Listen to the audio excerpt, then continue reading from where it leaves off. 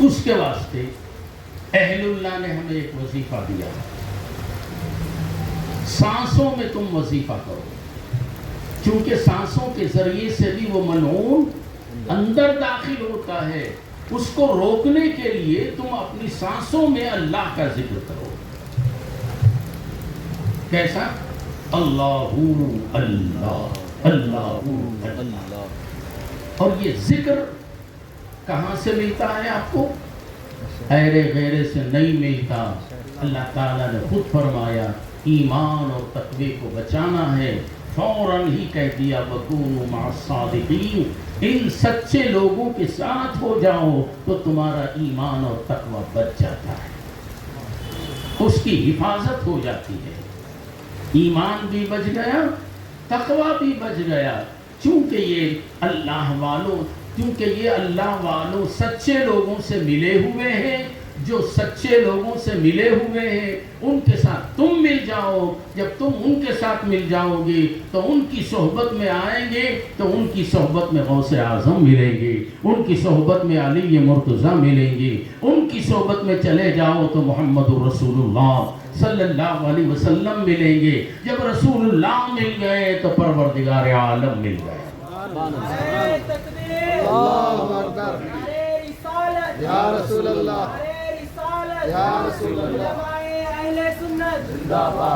جب یہ اللہ سے مل گئے تو یہ اللہ کے ہو گئے، اللہ ان کا ہو گیا۔ اسی لیے حدیث پاک میں ہے من کان للہ کان اللہ لہ، تم اللہ سے مل جاؤ اللہ تمہارا ہو جاتا ہے۔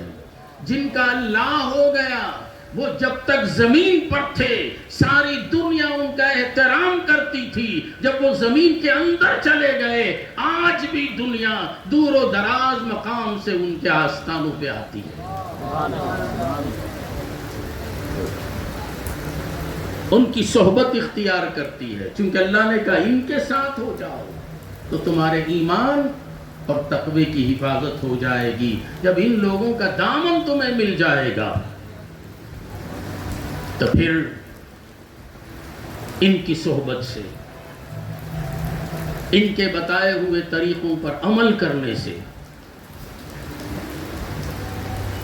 ہمارا ظاہر بھی پاک ہو جاتا ہے اور ہمارا باطن بھی پاک ہو جاتا ہے۔ ہم ظاہر کو بھی پاک کرتے ہیں اور باطن کو بھی پاک کرتے ہیں۔ واقعہ یاد آ رہا ہے، حضرت عبد الحکیم رحمۃ اللہ تعالی علیہ ذات کے دھوبی تھے، اللہ والوں سے ان کی نسبت تھی، شیخ کامل کی صحبت سے انہوں نے اپنے ظاہر کو بھی پاک کر لیا تھا، اپنے باطن کو بھی پاک کر لیا تھا۔ اور ظاہر کو پاک کرنے میں عالم یہ تھا کہ وہ لوگوں کے کپڑے دھوتے ہوئے یہ دعا کرتے تھے کہ مولا میں جن کے کپڑے دھو رہا ہوں مولا ان کے ظاہر کو بھی تو پاک کر دے۔ ایک مرتبہ بہت ہی مختصر واقعہ بیان کروں، ایک مرتبہ وہ دریا میں یا ندی میں کپڑے دھو رہے تھے، ایک ہندوؤں کی بارات وہاں سے گزری، ندی اوچ پر تھی، کھڑے کھڑے تنگ آ گئے، حضرت عبد الحکیم رحمۃ اللہ تعالی علیہ سے ان ہندوؤں کی بارات میں سے ایک شخص نے کہا اے دھوبی کیا تو زندگی بھر لوگوں کے کپڑے ہی دھوتا رہا یا کچھ سیکھا بھی؟ اگر نہیں سیکھا ہے تو اتنے برسوں سے کپڑے دھو رہا یہ پل تو بنا دیتا۔ انہوں نے کہا کیا بات ہے، ہمیں ندی کو عبور کرنا ہے، ندی سے پار جانا ہے، تمہیں کیا چاہیے؟ پل بنا دیتا تو آج ہم آسانی کے ساتھ گزر جاتے، خالی لوگوں کے کپڑے دھوتا ہے۔ انہوں نے کہا کہ نہیں، میں کپڑے بھی دھوتا ہوں، اللہ کے بندوں کے ظاہر کو بھی پاک کرتا ہوں، اللہ کے بندوں کو کے باطن کو بھی پاک کرتا ہوں۔ میرے پیر نے میرا ہاتھ اپنے ہاتھ میں لے کر اپنے حد تک نہیں رکھا، ہاتھ میں ہاتھ لیا، نظر ڈالی، دل کو پاک کیا، ذکر دیا، ذکر کے ذریعے دل روشن ہوا، ایسا روشن ہوا گردن جھکاتا ہوں تو غوث پاک کو دیکھتا ہوں، گردن جھکاتا ہوں تو ذات غوث میں مولا علی کو دیکھتا ہوں، ذات مولا علی میں محمد رسول اللہ کو دیکھتا ہوں۔ میرے پیر نے میرے ظاہر کو بھی پاک کر دیا، میرے باطن کو بھی پاک کر دیا، اب تمہیں کیا چاہیے؟ کہا کہ ندی کو پار کرنا ہے، بس اتنا کہو اور کچھ مت بولو۔ دھوبی نے کیا کیا؟ کپڑوں کا ایک تھان کھولا، اس کنارے سے ندی کے اس کنارے تک اس تھان کو بچھا دیا، کہا کہ لو پل بن گیا، چلو۔ کہا کہ تو ہم کو کیا بے وقوف سمجھتا ہے؟ کپڑے کا بھی پل بنتا ہے، ہم کو ندی میں ڈبانا چاہتا ہے؟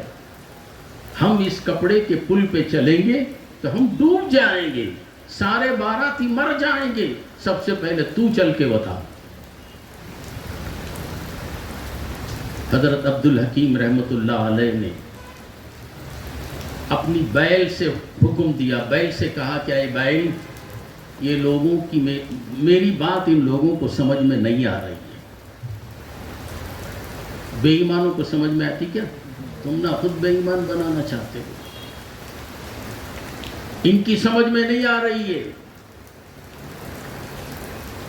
مجھ پر تیرا ایمان ہے نا؟ برسوں تو میری صحبت میں ہے، میرا صحبت یافتہ ہے کون؟ انسان نہیں، بیل، جانور۔ میری صحبت اور میری رفاقت تجھے حاصل ہے، میرا حکم ہے اس کپڑے کے پل پر سے گزر جا۔ بیل چلا، اس کنارے سوار ہوا، اس کنارے پہنچ گیا۔ اب ہندوؤں سے کہا کہ بیل کو تو ایمان ہے مجھ پر اور تمہیں ایمان نہیں ہے، چلو۔ ایک بعد دیگر سارے باراتی اس کپڑے کے پل پر سے گزرے، ندی کے اس پار ہو گئے۔ جو اللہ والوں کی صحبت میں رہتا ہے، محبت اور عقیدت کے ساتھ رہتا ہے، اور اس رہنے والے کا بس ایک ہی مقصد ہو، وہ مقصد کیا ہے؟ میں مولا سے مل جاؤں، میں خدا سے مل جاؤں، کسی اور سے ملوں نہ ملوں، خدا سے مل جاؤں۔ اور جب تم نے اپنے پیر سے ملا تو یہاں سے سلسلہ لگتا چلا گیا، انہوں نے اس سے ملایا، انہوں نے اس سے ملایا، انہوں نے اس سے ملایا، انہوں نے اس سے ملایا، ملتے ملتے اللہ کے پیارے حبیب محمد رسول اللہ تک چلے گئے۔ رسول اللہ کا ملنا ہی خدا کا ملنا ہے، رسول اللہ کا ملنا ہی خدا کا ملنا ہے۔ اور تم خدا سے کیا ملو گے؟ خدا کو دیکھ نہیں سکتے تو ملنا کیا ہے؟ ارے پہلے میرے حبیب سے ملو۔ میرے مصطفیٰ فرماتے ہیں جو مجھ سے مل گیا وہ خدا سے مل گیا۔ من رآنی فقد رأى الحق، جس نے مجھے دیکھ لیا اس نے حق کو دیکھ لیا۔ اب جب وہ نظر آ گیا تو دنیا کی کوئی طاقت ہمارا کچھ نہیں بگاڑ سکتی۔ لاکھ شیطان آئے وسوسہ کرنے ڈالنے کے لیے، ہمارا ایمان متزلزل نہیں ہوتا۔ اسی لیے کہا وَكُونُوا مَعَ الصَّادِقِينَ، سچے لوگوں کے ساتھ ہو جاؤ۔ جب بھی موقع ملے صحبت میں بیٹھ جاؤ. یہ مت سوچنا آج پیر صاحب کے پاس گیا تو میرا کاروبار چلتا ہے. یہ نیت نہیں لے کے جانا. پیر دلوں کی حالت سے واقف ہے. اسی لیے میں اکثر اپنے بیانات میں کہتا ہوں صرف ہندوستان ہی میں نہیں، اللہ تعالیٰ نے مجھے باہر بھی لے گیا. سارے ہندوستان کے دورے کرتا ہوں. میرے پیر نے مجھے ایسی سیر کرائی، بیٹا خالی بنگلور ہی میں چیخ و پکار نہ کرنا، پورے ہندوستان میں پکار، پورے ہندوستان میں پکار. باہر سے ہم عالموں کو یہاں بلاتے ہیں، میرا پیر مجھے یہاں سے باہر بھیجتا ہے. جا. اور آپ لوگوں کے پاس وہ کیسٹ بھی ہیں، وہ ویڈیو بھی ہیں جو مدینے میں بھی بیان کیا، وہاں تک پہنچا دیے.